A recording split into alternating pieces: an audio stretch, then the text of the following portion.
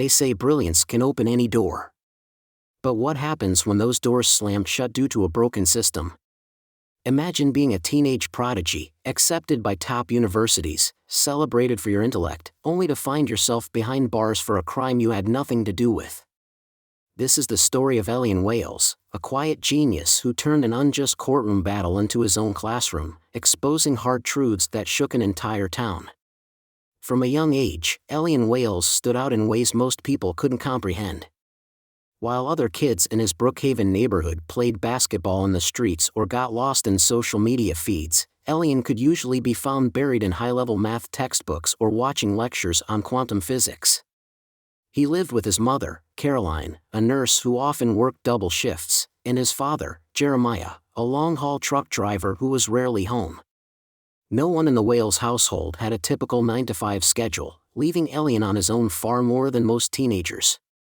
Still, he never seemed lonely. If anything, Elian thrived on solitude.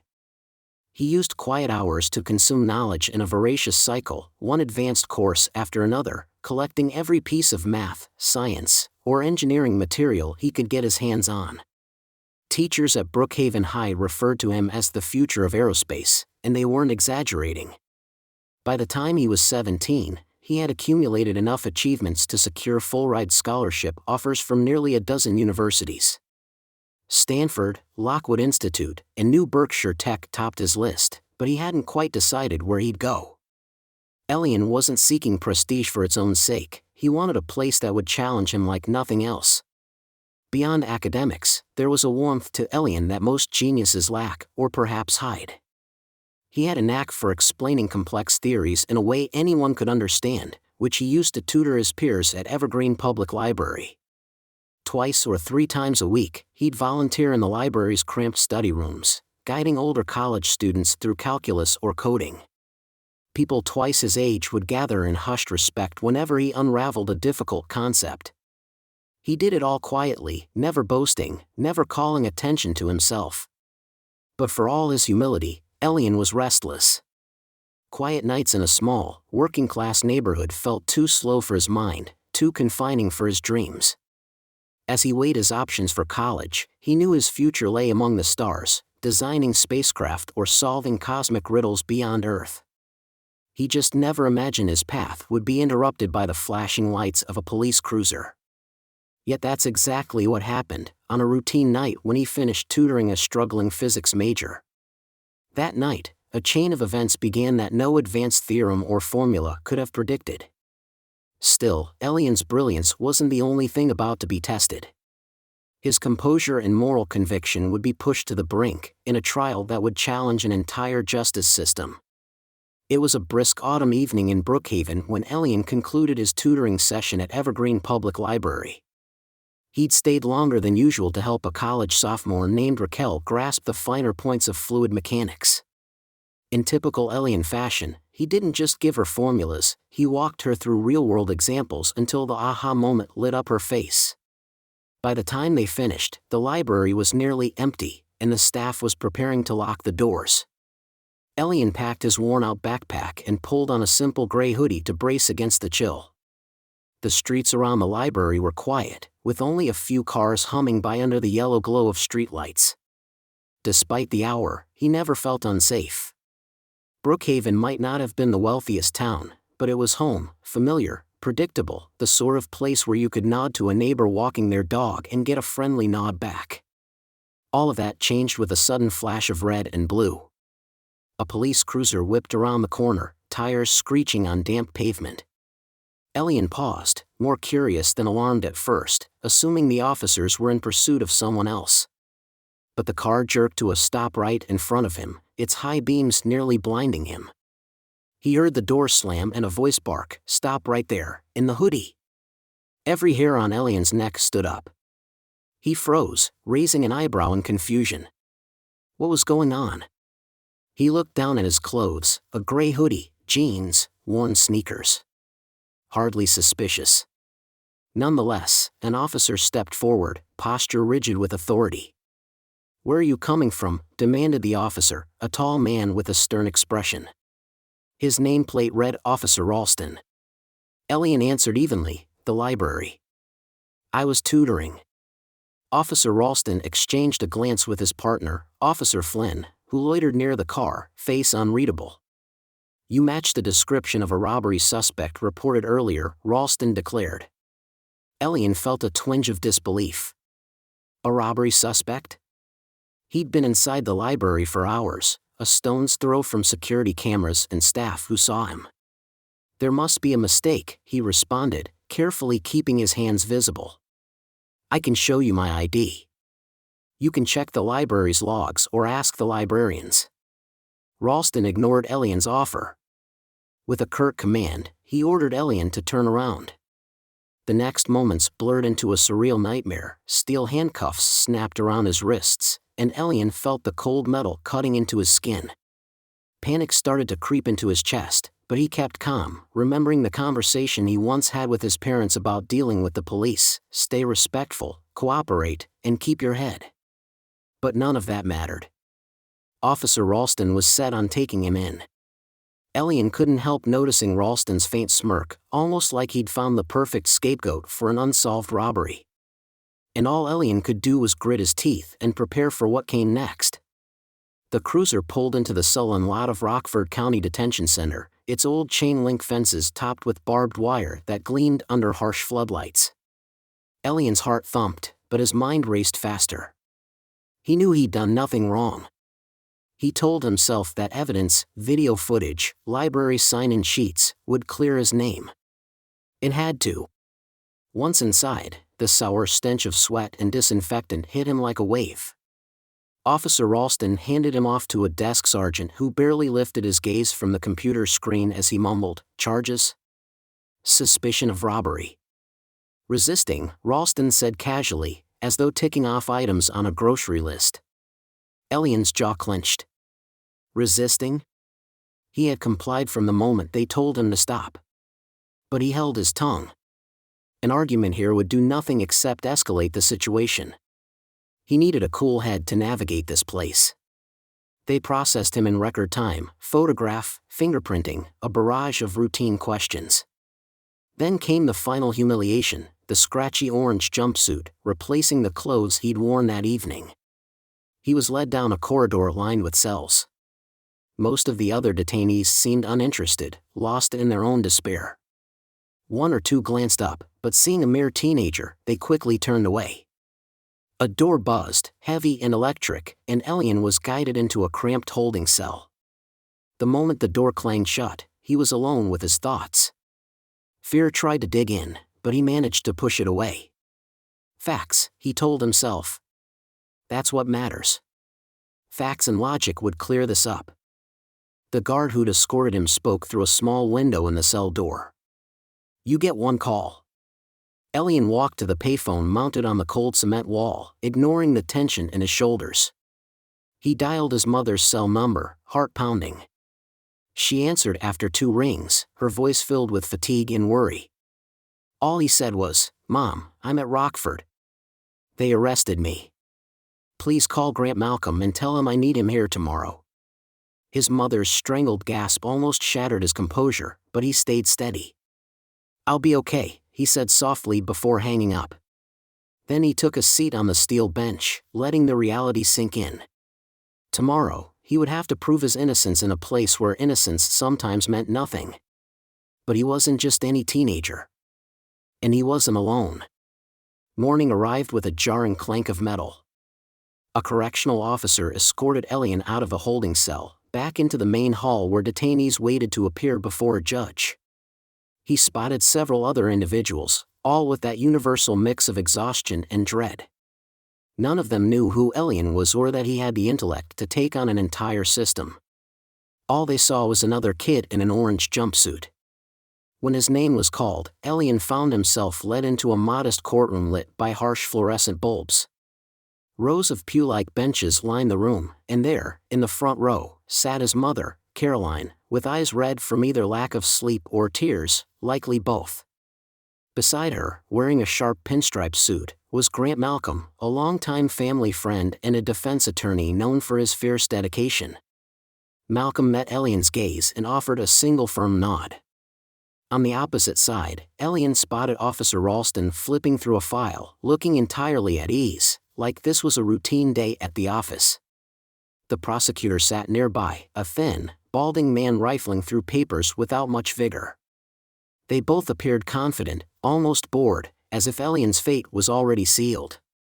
Then Judge Alvarez took the bench, an older individual with silver hair and an expression that betrayed no emotion. "Court is in session," came the bailiff's announcement. Elian felt the weight of the room settle on his shoulders. The prosecutor rose. "Your Honor, the defendant was arrested in connection with a robbery at a convenience store last night. He also resisted arrest." Malcolm stood calmly. "Your Honor, these charges are baseless. My client was at Evergreen Public Library tutoring at the time of the alleged incident. We have evidence that will show." Judge Alvarez held up a hand to silence Malcolm. "Let's proceed in an orderly fashion. Prosecution, you may call your first witness." And so began the mechanical process that so many innocent people endure, a bland recitation of allegations, anchored by the testimony of an officer who insisted he had the right suspect. None of them saw the quiet determination in Elian's eyes. They didn't realize a brilliant mind was about to tear their case apart once he got the chance. Officer Ralston took the stand with poised confidence. He recounted the so-called suspect description, a young black male in a gray hoodie with a backpack. He claimed the suspect ran when he tried to question him, prompting a brief chase and subsequent arrest. Elian listened intently, his pulse racing at the blatant distortions. He'd never fled, never resisted. The officer was rewriting reality to justify an unjust stop. With each false statement, Elian felt more certain that logic and evidence could expose these lies. Finally, it was Malcolm's turn to cross-examine. He stepped forward, voice balanced between civility and an undercurrent of steel. "Officer Ralston, you stated you had a specific description from a witness. Can you read that description verbatim?" Ralston cleared his throat.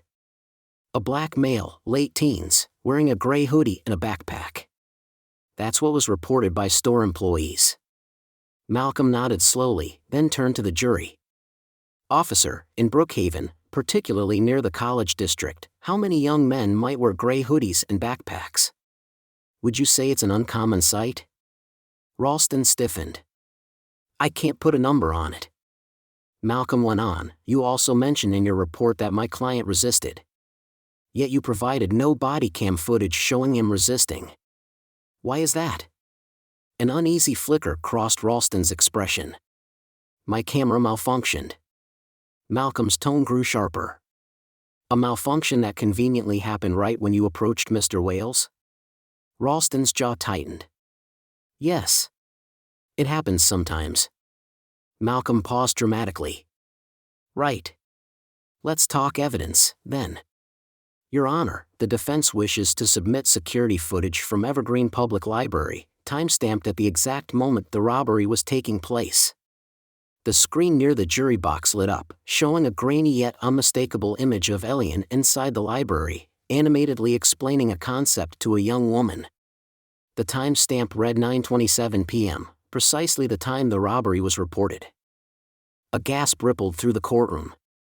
The prosecutor's face blanched. Ralston's composure wavered, just for an instant, but enough for everyone to notice. Malcolm seized the moment. "Officer Ralston, can you explain how my client committed a robbery miles away while this video shows him tutoring at that exact time?" Silence. No explanation. Judge Alvarez leaned forward, peering over his glasses. "Prosecution, do you have anything to refute this?" The prosecutor sputtered. We need to review this new evidence." Malcolm spoke again. "Your Honor, at this point, the defense moves to dismiss all charges. There is no case here." Judge Alvarez exhaled slowly, eyes scanning the footage on the monitor. Then he delivered his decision, voice low but firm, "Charges dismissed." A wave of relieved conversation spread through the courtroom. Elian stood, the orange jumpsuit feeling heavier than ever on his frame, yet a massive weight lifted from his chest. He locked eyes with Officer Ralston, whose face was now taut with shock.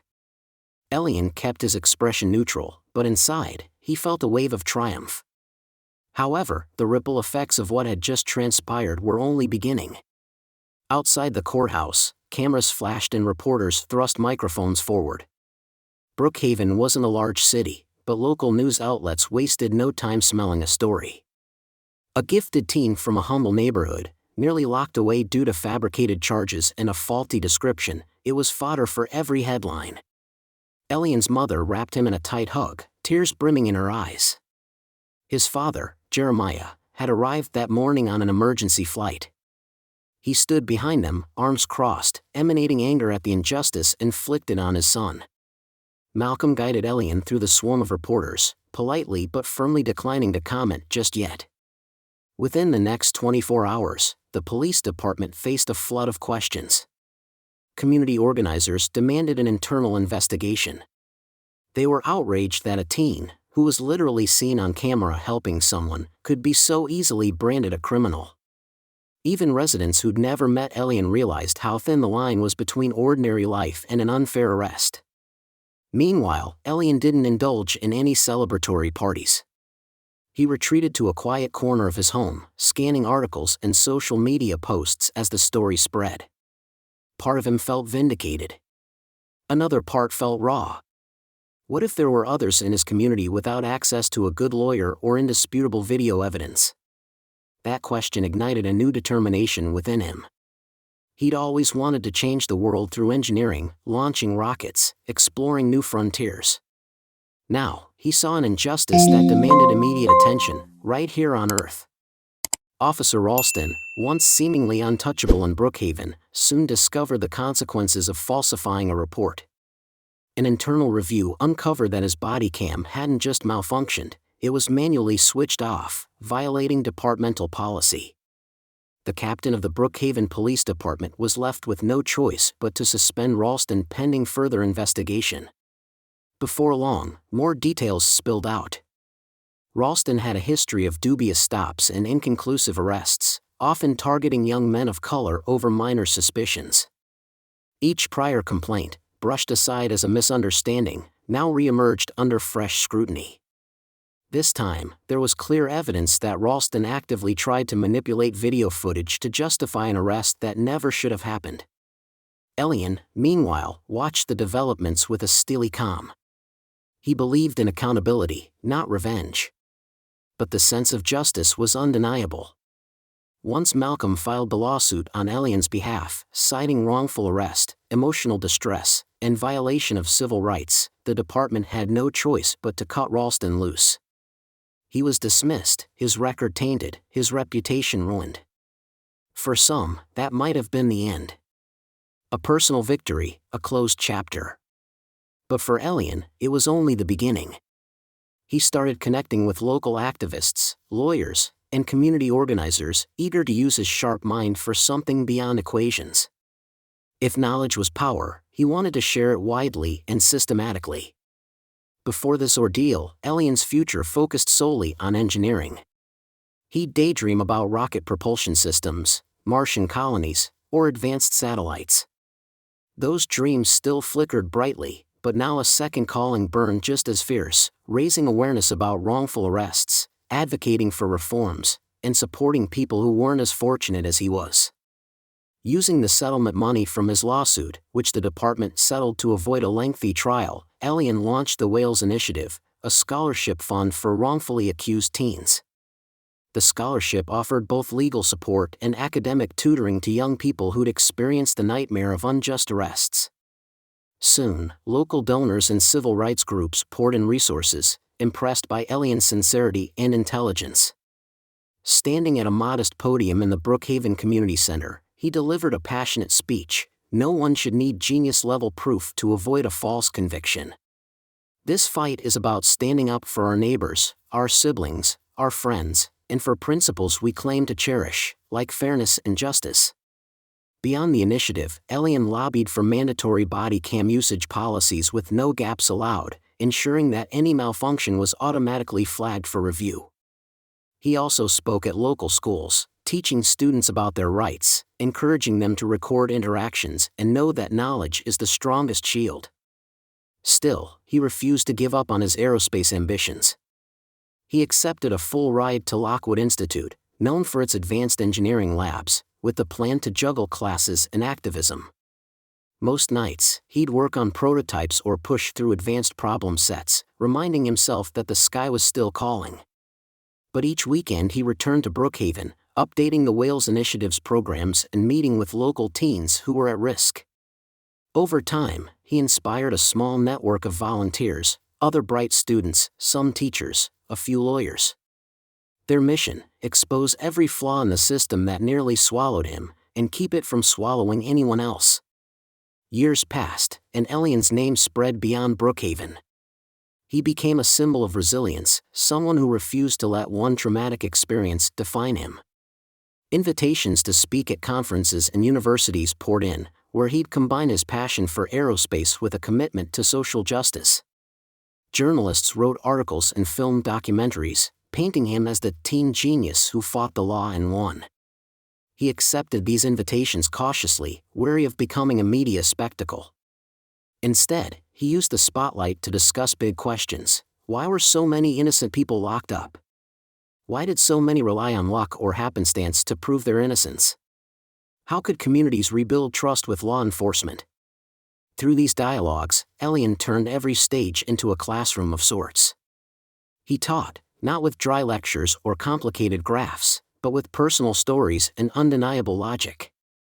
Every time he recounted the night he was taken, he reminded people that it could be anyone's child, sibling, or friend next time. He illustrated how data and fairness should be the foundation of policing, just like data and rigorous testing were the foundation of his engineering work. Journalists often tried to get him to speak ill of Ralston or rail against the entire police department, hoping for sensational quotes. Elian never took the bait. He believed that sustainable change emerged from honest conversations and thoughtful policies, not from endless bitterness. If asked directly, he'd say, "Anger can be a spark, but it can't be the solution. The solution is building systems that do what they're supposed to do, protect the innocent." And so, each time he soared higher in his academic career, winning robotics competitions, securing summer internships at aerospace firms, he also dug deeper into community organizing, forging scholarships, partnerships, and dialogues that would outlast any single scandal. In the end, Elian Wayles never asked to be a hero. He simply wanted to explore the cosmos, decipher advanced physics, and design the next generation of spacecraft. But life thrust a different mission upon him, one that tested not just his IQ but his heart and courage. He faced a system that tried to lock him away, branding him a criminal without any evidence. Instead of collapsing in fear or anger, he used his intellect to dismantle false charges, then channeled that victory into widespread advocacy. By sharing his story, he forced a spotlight onto the mechanisms that threaten people far less equipped to fight back. Most people remember Elian's saga for the shocking moment his library alibi toppled the prosecution's entire case. Yet the deeper impact lies in everything he did afterward: the scholarship fund, the policy changes, the speeches that prompted a generation of students to recognize their own power. He took a horrifying experience and transformed it into a powerful force for good, ensuring that no other young mind would be caged by injustice. Today, as he balances advanced aerospace research with tireless activism, Elian's life stands as a testament: genius can indeed open doors, even after they've been slammed shut in your face. But it isn't just raw intelligence that matters, it's how you use it to illuminate the path for others. If this journey resonates, if you believe stories like Elian's need to be told, don't let it end here. Keep questioning, keep sharing, and keep shining a light on the cracks in the system. The fight is far from over. And sometimes, the greatest lesson isn't taught in a classroom or found in a textbook, it's revealed when one determined individual stands up and demands the truth be seen.